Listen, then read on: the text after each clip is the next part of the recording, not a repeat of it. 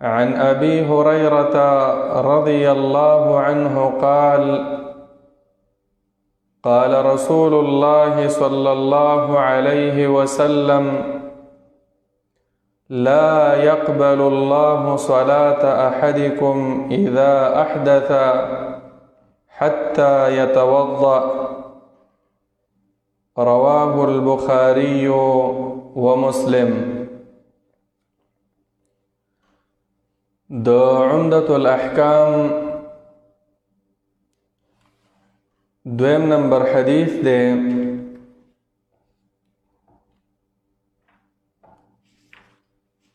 امام عبدالغنی رحمه الله په خپل کتاب کې اول کتاب الطهارة دا راوړی دی. کتاب الطهارة معنا دا کتاب ویل کېږي راجمع کولو ته. کتاب تم کتاب ځکه وایي چې مختلف خبرې، مختلف احادیث، مختلف موضوعات پکې راجمع شي. او الطهاره ویل کېږي پاکوالی ته، النظافه والنزاهه عن الاقدار، د ګندګیو نه صفایي ته طهاره ویل کېږي. د اودس ته هم طهارت وایي ځکه دا هم پاکوالی دی. انسان د بې اودسۍ نه په دې سره پاکیږي. دا طهارت او پاکوالی دا دوه قسمه دی. یو ته طهارت معنوي وایي. معنوي معنا د زړه پاکوالی، د زړه پاکوالی د شرک نه، د کفر نه، د بدعاتو سره د مینې نه، د حسد نه، کینې نه، بغضونو، عداوتونو نه، د دې نه انسان زړه پاک کی. یو انسان که په ظاهر کې هر څومره ښایسته او ښکلی وي، د رنګ روغن نه سور سپین وي، خو چې زړه کې ایمان نه وي نو دا ګنده دی، دا پلید دی، دا ناپاک دی. الله قرآن کې فرمایي: یا ایها الذین آمنوا انما المشرکون نجس. اے د ایمان والاو اعلان واورئ، دا مشرکان چې څوک د شرک سره مینه لري، د چا په زړه کې د شرک سره محبت دی، نو دا پلید دی، دا ګنده دی. ولې ورته ګنده وویل الله رب العالمین؟ وجه دا ده د دوی په زړونو کې د ایمان پاکوالی نشته، دوی خیرن دي. نو دې ته طهارت معنوي وایي. نو مسلمان به اول خپل زړه به صفا کوي د کفر د ایمان نه. ایمان نه مراد یعنی په باطلو شیزونو باندې به ایمان نه لري، او کفر به کې په دغه طواغیتو په بوتانو باندې، او زړه به صفا کې د ایمان بالله باندې، په الله به د ایمان وي. داسې کافر هم ایمان لري، خو د هغوی ایمان چې دی په بوتانو، په معبودان باطله دی. مسلمان به ایمان په الله لري، په دې سره زړه صفا کی. زړه کې به د حسد نه وي، کینه به نه وي، بغض به نه وي، صفا زړه به ساتي. دا باطنی پاکوالی دی. او ظاهری پاکوالی هغه اودس شو، غسل د جنابت شو، دې ته ظاهری پاکوالی وایي. ځکه په دې سره د انسان بې اودسي دا ختمیږي.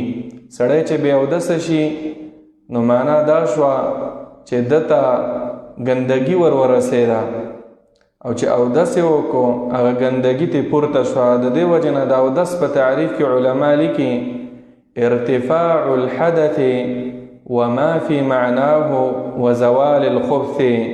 زاد المستقنع کې دا تعریف دی چې اودس دې ته ویل کېږي چې دا بې اودسي دا ختم شي. نو په څه شي ختمیږي؟ په اودس کولو یا په تیمم وهلو سره. امام عبدالغنی رحمه الله د دې عمدة الاحکام مصنف اول دا کتاب راوړو، کتاب الطهارة. وجه اصل کې دا ده چې د اسلام په ارکانو کې پس د لا اله الا الله نه مهم رکن هغه مونځ دی. او د مونځ دپاره پس د ایمان نه اولنی شرط دا دی چې د انسان به اودس وي. چې ته مونځ ته دننه کېږي نو اودس به دې وي.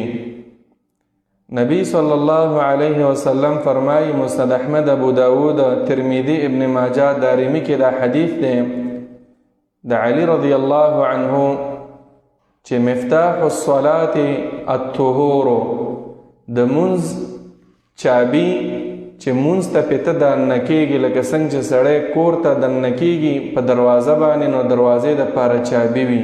چې چابي نه وي کور ته دننه کېدی نه شي. دغه شان د مونځ دپاره چابي هغه اودس دی. بغیر د اودس نه به نه دننه کېږي دې مونځ ته. بغیر د اودسه مونځ د وروستو حدیث کې به راشي الله ته قبول نه دی. مونځ څه شی دی؟ نبی علیه السلام تعریف هم کړی، وتحریمها التکبیر وتحلیلها التسلیم. مونځ هغه عبادت دی چې په الله اکبر شروع کېږي او په سلام اړولو باندې ختمیږي. دې ته مونځ ویلی کېږي. نو ګورئ، که هغه نفلي مونځ وي، که فرضي مونځ وي، ایون بنا بر قول ارجح د جنازې مونځ وي، ځکه په الله اکبر شروع کېږي په سلام ختمیږي. نبی علیه السلام دا تعریف کړی د مونځ. امام ابن تیمیه رحمه الله د دې حدیث نه استدلال کړی دی چې رسول الله صلی الله علیه وسلم د مونځ تعریف هم دا کړی چې په الله اکبر شروع کېږي او په سلام باندې ختمیږي. نو که هر مونځ وي د هغې دپاره د اودس کول دا شرط دی. نو غرض دا و چې د لا اله الا الله کلمې نه وروسته مهم رکن په اسلام کې هغه مونځ دی، او د مونځ دپاره اولنی شرط پس د ایمان نه هغه اودس دی. نو د اودس نه بغیر مونځ دا نه قبلیږي. حدیث ته وګوره، مونږ وویو 2 نمبر حدیث ته د عمدة الاحکام نبی علیہ الصلاة والسلام روایت ده د ابو هریره رضی الله عنه عن ابي هريره.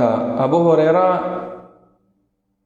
کنیه ده. ابو هريره عرب چې کوم دی چې څه شی به ورسره و هغې ته ابو وی. ایون د چا چې ګیری عربان ورته ابو اللحیه وی، معنا د ګیرې خاون. اب پلار ته هم ویلی کېږي او اب خاون ته، مالک ته هم ویلی کېږي ابو. د دې وجه نه ابو هریره معنا دا نه ده چې د پیشو پلار، نه. هریره عربی کې وړی پیشو ته وایي. ابو هریره رضی الله عنه سره یو پیشو وه ساتلې وه، د هغې وجې نه به ویله ورته ابو هریره، چې د دې پیشو خاون مالک صاحب. د ابو هریره کنیه ده. دا د دوس قبیلې و. دا د ابها او طائف د تهامه علاقه چې دا دغه ځای و. پخوا دا علاقې د یمن وي. د دې وجې نه مورخینو لیکلي چې دا د یمن و. نو ابو هریره رضی الله عنه د ده نوم کې ډېر اقوال دي چې نوم یې څه و. بنا بر قول ارجح د ده نوم عبدالرحمن و. خپل نوم یې عبدالرحمن او ابو هریره دا یې کنیه وه. دا کنیه دا هم سنت طریقه ده چې سړی ځان له یو کنیه کېږدي. ابو عبدالله، ابو احمد، ابو محمد، ابو حنیفه، ابو صدره، ابو عائشه، دا ټول د زنانه په نوم باندې او د نارینه په نوم په دواړو باندې کې ښودی شي. سنت طریقه ده. دې وجه نه اکثرو صحابه کرامو علماو هغوی به دا کنیه دا کې ښودله. ابن مریم، ابن تیمیه، ابن حنبل دا هم کنیه ده. دې ته ویل کېږي کنیه. نو ابو هریره رضی الله عنه خپل نوم عبدالرحمن او په صحابه کرامو کې ډیر حدیثونه د ابو هریره رضی الله عنه نه نقل دي. محدثینو لیکلي څو حدیثونه ترې نقل دي؟ 5374 حدیثونه په مختلفو بابونو کې، د اودس په مسلو کې، د مونځ په مسلو کې، د زکات، د حج، د عقیدې، د نکاح، د جهاد، د میراث، په دې ټولو بابونو کې د ابو هریره رضی الله عنه حدیث شته. الله رب العالمین د ابو هریره رضی الله عنه په وجه د رسول الله صلی الله علیه وسلم ډیر احادیث هغه محفوظ وساتل. صحابه کرامو کې ډیر حدیثونه د زده کړي، امت ته ښودلي. حالانکه د اسلام هم وروستو راوړی و، په 6 کال د هجرت باندې دی مسلمان شوی و، ډېره کمه موده کې و. خو طلب د علم چې دی دا وخت او عمر ته نه ګوري. چا کې چې شوق وي په 1 کال کې ډېر څه زده کولی شي، او چې شوق چا کې نه وي نو هغه بیا 20 کاله تیر شي، 40 کاله یوه سپاره هغه زده نه کي. نو قرآن او حدیث سره مینه ساتل پکار دي، محبت. ابو هريره رضی الله عنه به ویله چې په صحابه کرامو کې زمانه چاته ډېر احادیث نه دي زده. هغه به فرمایل، بخاری کې دا روایت دی چې ما من اصحاب النبي صلی الله علیه وسلم احد اکثر حدیثا عنه مني. د رسول الله صلی الله علیه وسلم په صحابه کرامو کې ما نه چاته ډېر حدیثونه نه دي زده. صرف یو صحابي به یادو، الا ما كان من عبد الله بن عمرو بن العاص، وای د ته ډېر زده دي. ولی فانه كان يكتب ولا اكتب، هغه به لیکل کول، حدیث د اورېدو فورا لیکه، او ما به لیکل نه، ما به په یادول. بیا خو ابو هريره هم لیکل شروع کړل. د دې مطلب دا و چې زده ورته ډېرو، خو امت ته چې ډېر نقل کړي دي هغه ابو هريره رضی الله عنه. عبد الله ابن عمر رضی الله عنه دا په عبادت کې ډېر مشغول و، روژې به هم ډېرې نیولې، د شپې به تهجد هم ډېر کول. نو چې کله سړی دا یو جانب ته ډېره توجه ورکړي، یا عبادت ته یا دعوت ته، نو د هغه نه بیا د علم پاتې شي. نو د هغه نه امت ته حدیثونه کم را نقل شو، او ابو هريره رضی الله عنه نه ډېر احادیث هغه نقل شوي دي. او ابو هريره رضی الله عنه به سفرونه وکړل، او خلق به هم د مسلو د پختلو د پاره د خپل راتلل. نو ابو هريره زه سره به ډېر زیات علم. نو دا د راوی متعلق مختصر هغه تعارف شو. حدیث الفاظ وګورئ، ترجمه مو اورئ، او بیا د حدیث نه یو څو مسئلې چې ضروري مسئلې وي. عن ابي هريره، د ابو هريره رضی الله عنه روایت دی، قال دی وای، قال رسول الله صلی الله علیه وسلم، نبی صلی الله علیه وسلم فرمای، لا يقبل الله، الله تعالی نه قبلوي، الله تقبل نه دی، څه شی نه قبلوي؟ صلاه احدکم، د هیڅ چا مونځ په تاسو کې نه قبلوي، خو کله اذا احدث، کله چې بې اودسه شي، حتی یتوضأ، تر دې چې اودس وکړي.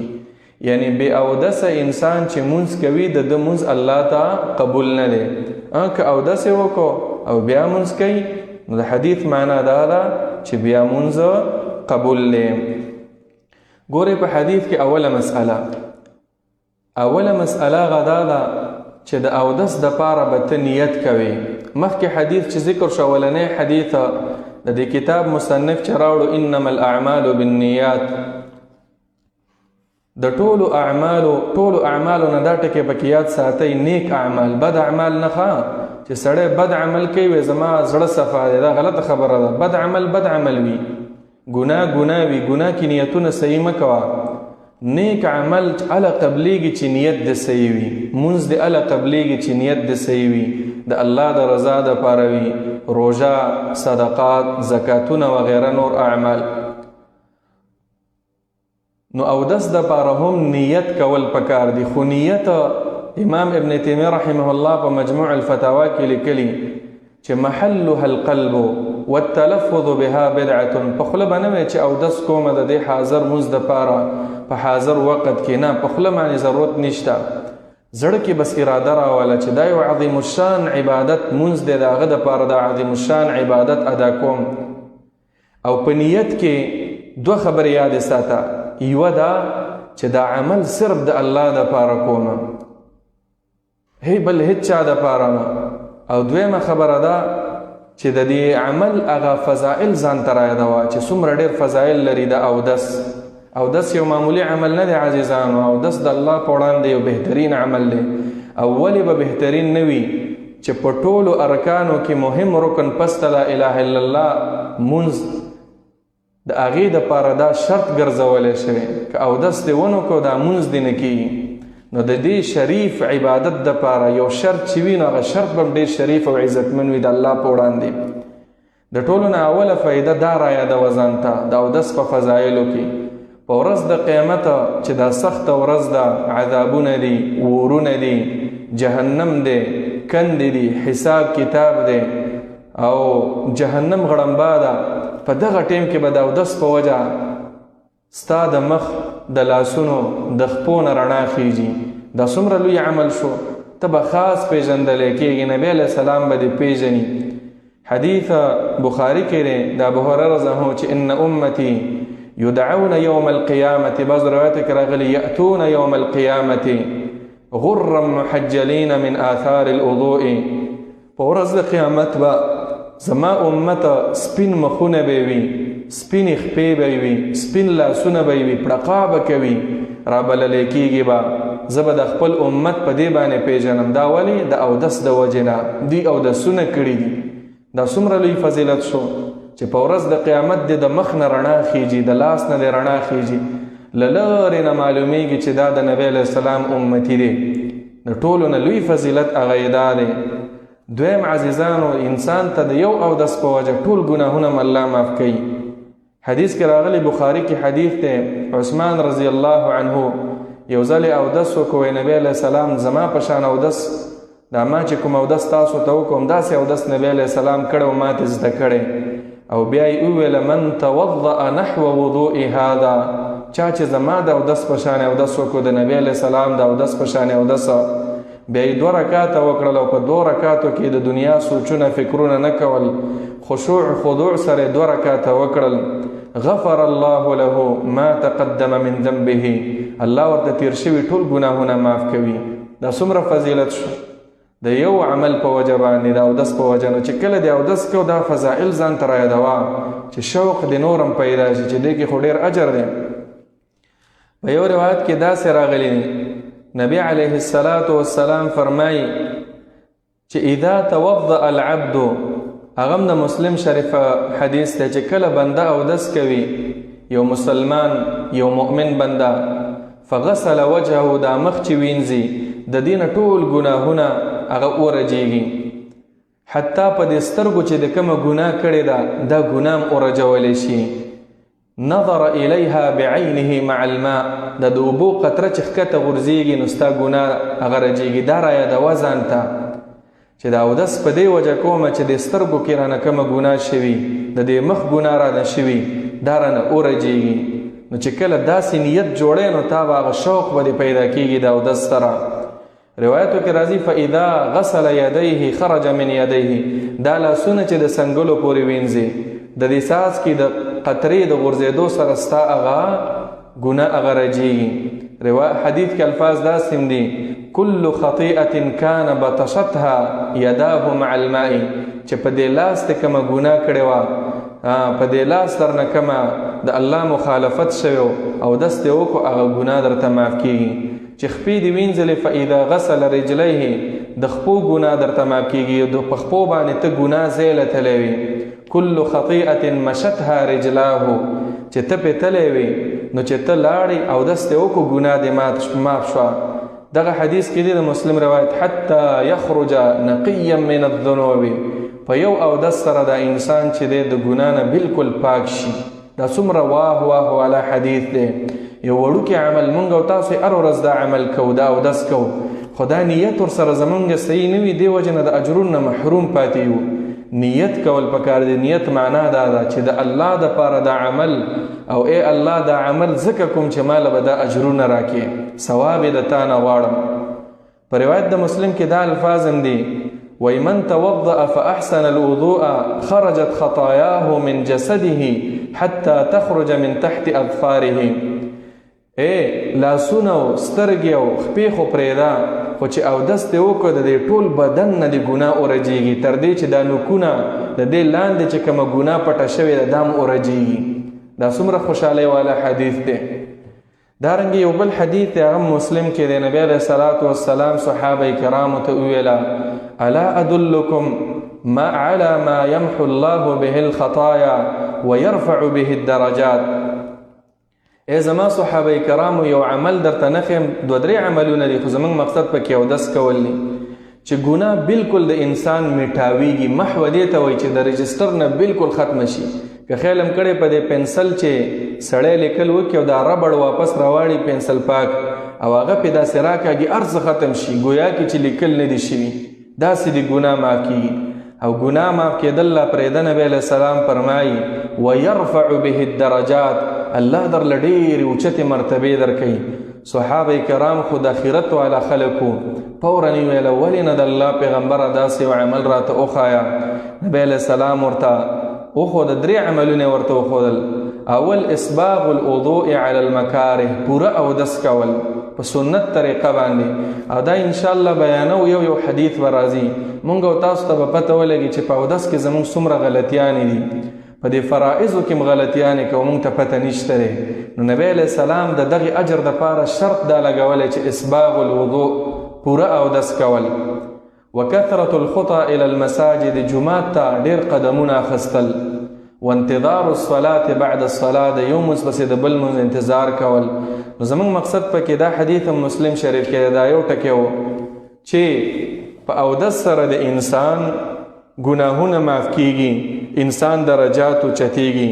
نو د اودس دپاره اولنې به په زړه کې نیت راولي، خو په خوله به تلفظ نه کوي، ځکه په خوله باندې الفاظ ویل دا نه د رسول الله نه نقل دی صلی الله علیه وسلم، نه د صحابه کرامو نه، نه د تابعینو نه. نو دلته دې حدیث کې نبی علیه السلام وفرمایل چې لا یقبل الله تعالی د هیڅ چا منځ نه قبلوي، د هیڅ یو کس منځ نه قبلوي چې کله دی بې اودسه شي تر څو چې د اودس نه وي کړی. نو مسله معلومه شوه چې د منځ دپاره اودس کول شرط دی. اودس دپاره اول نیت کول، په زړه کې اراده راوستل، او بیا د اودسه په طریقه د نبی صلی الله علیه وسلم باندې. مونږ وویله د حدیث نه معلومیږي چې اودس شرط دی، خو 2 خبرې یادې ساتل پکار دي. اول چې بې اودسه اذا احدث، پیغمبر وویله وستا اودس شته دی نو مونځ ته بیا اودس کول بیا ضروري نه ده، البته اولا او غوره عمل دی. ولی اولا او غوره عمل دی؟ هر مونځ ته اودس کوه چې وستې کېږي، ځکه حدیث کې راغلی دی، صحیح روایت دی، نبی صلی الله علیه وسلم د انس رضی الله عنه حدیث دی، کان النبی صلی الله علیه وسلم یتوضأ عند کل صلاة، نبی علیہ السلام به د هر مونځ دپاره اودس کو. راوی د انس رضی الله عنه نه تپوس کوي، بخاري کې دا حدیث دی، وی کیف کنتم تصنعون، تاسو بم هر مونځ ته بم اودس کو؟ هغه وویله چې نه، یجزئ احدنا الوضوء ما لم یحدث، چې مونږه بې اودسه شوي نه یو نو په یو اودس باندې 2-3 مونځونه، 4 مونځونه، 5 مونځونه هم کولی شي. یو کول دی جائز دی، یو اولا دی. اولا دا ده چې د هر مونځ دپاره سړی اودس وکړي، ځکه دا دومره اجرونه دا به د انسان ته میلاویږي. دلیل چې په یو مونځ باندې، په یو اودس باندې مختلف منځونه کولی شي 2-3. یو خدا حدیث د انس رضی الله عنه چې موږ صحابه کرامو به داسې کول. دویم روایت مسلم شریف کې دی د بریده رضی الله عنه نه چې ان النبي صلی الله علیه وسلم صلى الصلوات يوم الفتح بوضوء واحد، نبی علیہ الصلاة والسلام منځونه وکړل 2-3 4 5 په یو اودس باندې د فتح په ورځ باندې، یعنی د هر منځ دپاره اودس ونه کړو. دا دلیل دی په دې خبره چې د هر منځ دپاره اودس شرط نه دی، اله شرط دی چې سړی بې اودسه وي. او که د سړي اودس وي نو په یو اودس باندې 2-3 منځونه کولی شي، خو اولا او غوره دا ده چې هر منځ دپاره سړی اودس وکړي. حدیث نه یوه دا مسله معلومه شوه چې کله بې اودسه وي اودس کول لازم او شرط دی، او که بې اودسه نه وي د هر منځ دپاره اودس کول اولا دي، او که ودې نه که هم منځ دی هغه صحیح دی. دویمه خبره هغه په دې حدیث کې هغه دا ده چې د اودس چې شرط دی دا د منځ دپاره. منځ څه ته ویلی کېږي؟ مخکې موږ حدیث بیان کو چې نبی علیه الصلاة والسلام ویله مفتاح الصلاة الطهور، دغه روایت مسند احمد کې دی. د منځ دپاره چابي هغه اودس کول دی. منځ څه ته ویلی کېږي؟ پیغمبر یې تشریح وکړه، تحریمها التکبیر و تحلیلها التسلیم. چې شروع په الله اکبر وي او ختمېدلې په سلام باندې وي. د دې وجې نه علماو لیکلي چې څه شي ته مونځ ویلی کېږي د هغې دپاره اودس شرط دی. که هغه د اختر مونځ وي، که د صلات الکسوف د کسوف مونځ وي، د استسقا مونځ وي، نفلي مونځ وي، فرضي مونځ وي، د جنازې مونځ وي، نو دې دپاره اودس کول پکار دی، ځکه دا په سلام باندې ختمیږي او په الله اکبر باندې شروع کېږي. او که یو سړی هسې سجده کوي، سجده شکر یو زیری ورته راغی او فوراً دی په سجده الله ته پرېوځي، یا تلاوت کو ځان سره د قرآن نه په یادو باندې تلاوت کو، ځکه قرآن نه چې تلاوت کوي نو قرآن دپاره اودس کول دا ضروري دی، دا به وروستو راشي. او په یادو چې تلاوت کوي نو هغه بیا اودس هم کولی شي. اولا دا ده چې اودس ورته وکړي، خو البته که ودې نه کو نو بې اودسه هم د الله ذکر کولی شي، خو قرآن نشي ټچ کولی، قرآن لاس کې راخستی نشي بې اودسه. یو سړی د تلاوت کوي، سجده تلاوت راغله، قرآن کې 14 سجدې تلاوت، آیا دی به اودس کوي؟ نو جواب دا دی دا مونځ نه دی، دا صرف یوه سجده ده، دا په الله اکبر نه شروع کېږي او په سلام نه ختمیږي. نه، نبی علیه صلات وسلام طریقه څنګه وه؟ بخاری کې حدیث دی د ابن عمر رضی الله عنه چې کان النبی صلی الله علیه وسلم یقرأ علینا السورة فیها السجدة فیسجد ونسجد. نبی علیه صلات وسلام به صورت مونږ ته بیانو تلاوت کوو به، نو په هغې کې به سجده راغله، نو سجده به وکړه، موږ به ورسره سجده کوله. وی حتی ما یجد احدنا موضع جبهته، دومره به راګڼه وه چې د تندي لګولو ځای به نو. دې حدیث کې دا نشته اوسه چې سلام به بیا واړو. امام ابن تیمیه رحمه الله فرمایي وی فابن عمر قد أخبر أنهم كانوا يسجدون مع النبي صلى الله عليه وسلم ولم يذكر تسليما. سلام اړول پکې نشته، نو دا مونځ نه دی، دا سجده تلاوت، سجده شکر، اسی یو خوشحالۍ د وجې نه یوه سجده کې، نو هغې دپاره بیا اودس شرط نه دی، البته اولا ده، ځکه هر ذکر دپاره اودس کول دا یو غوره او ښه طریقه ده. ځکه نبی علیه صلات وسلام فرمایي، مسند احمد کې دا روایت دی، نبی علیه صلات وسلام یو ځل تش اودس ماتی کو او یو صحابي راغی، هغه پې سلام واچو، نبی علیه السلام جواب ورنکو، تر دې چې نبی علیه صلات وسلام زر زر تیمم ووهو او بیا یې وویله ولې؟ وی کرهت ان اذکر الله الا علی طهر، زما دا خوښه ده چې د الله ذکر کوم چې زه په اودس باندې یم، د اودس په حالت کې یم، نو زما دا خوښه ده. البته د ذکر دپاره اودس شرط نه دی. حدیث کې ذکر شو، یو مسله دا ثابته شوه چې د اودس صرف د مونځ دپاره شرط دی، د اودس صرف د قرآن د ټچ کولو دپاره هغه حدیث به وروستو راشي. نور ذکر د الله تعالی په هر وخت کې کولی شي. دلیل هم دا دی، عائشه رضی الله عنها فرمایي كان النبي صلى الله عليه وسلم يذكر الله على كل احيانه. نبی علیہ السلام به د الله ذکر په هر وخت کې کو. بیا شرح هم داسې راغلی، نبی علیہ السلام به د شپې راپاڅېده د خوب نه، مسواک به ووهو، د مسواک نه فورا پس اخیری د سورة آل عمران آیاتونه، ان فی خلق السماوات والارض واختلاف الليل، دا آیاتونه به ویله، ثم توضأ، بیا به لاړ اودس به وکړو. نو ګوره د قرآن تلاوت نبی علیہ السلام د خوب نه وروسته وکړو او د خوب باندې وروسته به راشي، په خوب باندې هم اودس ماتېږي. نو تلاوت کول، ذکر کول بې اودسه هم کولی شي، خو اولا دا ده چې انسان ورته اودس وکړي.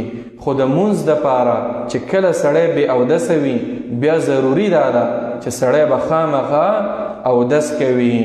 نو حدیث خلاصه دا شوه چې بغیر د اودس نه مونځ دا نه قبلیږي. لکه حدیث کې راغلی د دې په شان بل حدیث مسند احمد کې دی، لا يقبل الله صلاة حائض الا بخمار. هغه زنانه چې بلوغ ته رسیدلی وي، بالغه شوي وي، نو د هغې مونځ الله تعالی نه قبلی تر څو چې په سر باندې دوپټه نه وي، لوپټه نه وي، د سر دا ویښتان چې پټ نه وي، سرتور سر د ښځې دا مونځ دا نه قبلی الله رب العالمین. دغه شان الله تعالی بې اودسه هم د چا مونځ هغه نه قبلوي. نو دا دویم نمبر حدیث شو د احادیثو د عمدة الاحکام نه. او اودس به وروسته تشریح راځي. اودس که اودس اوبه نه وي نو هغه تیمم وهله، دا تیمم دا هم اودس دی. صحیح حدیث کې راغلی ابو داود ترمذی کې دا حدیث دی چې الصعید الطیب وضوء المسلم، دا تیمم وهل په پاکه خاوره باندې دا د مسلمان اودس دی. نو که اوبه نه وي بیا به تیمم د هغې مسایل هم وروستو راځي. نو یو ځل د حدیث ترجمه واورئ او دا حدیث سندن بخاري او مسلم نقل کړی او په دې باندې د نن درس هغه الحمدلله هغه به سرته ورسیږي. هره ورځ یو حدیث د عمدة الاحکام نه کوشش کوئ عزیزانو، لکه څنګه چې قرآن سره زموږ مینه د هغې له ټیم ورکو، داسې د رسول الله د حدیثو نه ځان خبرول پکار دي. ځکه مونږ کې ډېرې کمینې دي، مونږ کې ډېرې غلطیانې دي او اکثره د عام خلک چې دي دوی حیا کوي، شرم کوي، بس د پلار نیکه نه یوه طریقه زده کړې وي بیا دوباره نه ملا ته ناست وي او دا نن سبا دا خوشحالۍ خبره ده، دا موبایل یې راووتی او په اسانه طریقه باندې ته علم حاصلولی شي. 5 منټه ټیم الله ته وباسه، ډېر څه به دې زده شي. نو حدیث ترجمه واورئ. عن ابي هريره، د ابو هريره رضی الله عنه نه روایت دی، قال دی وایي قال رسول الله صلی الله علیه وسلم، نبی علیه الصلاة والسلام فرمایلی دی لا يقبل الله، الله تعالی نه قبلوي، یعنی منځ بالکل نه کوي صلات احدکم، منځ د یو کس تاسو نه، که نارینه وي که زنانه وي، که نفلي منځ وي که فرضي منځ وي، د هیچ چا منځ نه قبلوي. اذا احدث، کله چې دا انسان بې اودسه شي، حتی یتوضا، تر هغه وخته پورې چې دی اودس وکړي، چې اودس یې وکړو بیا یې مونځ قبلیږي. نو اودس په څه شي ماتیږي؟ دا وروستو راځي. الله رب العالمین دې زمونږ او ستاسو شوق او رغبت مینه او محبت د الله د کتاب او د پیغمبر د احادیث سره پیدا کړي او رب العالمین دې مونږ او تاسو ټولو له دا توفیق راکړي چې د دې موبایل نه فایده واخلو، په دې باندې د الله کتاب او د پیغمبر احادیث پې واورو. آمین یا رب العالمین. وصلی الله تعالی علی خیر خلقه محمد وعلى آله وصحبه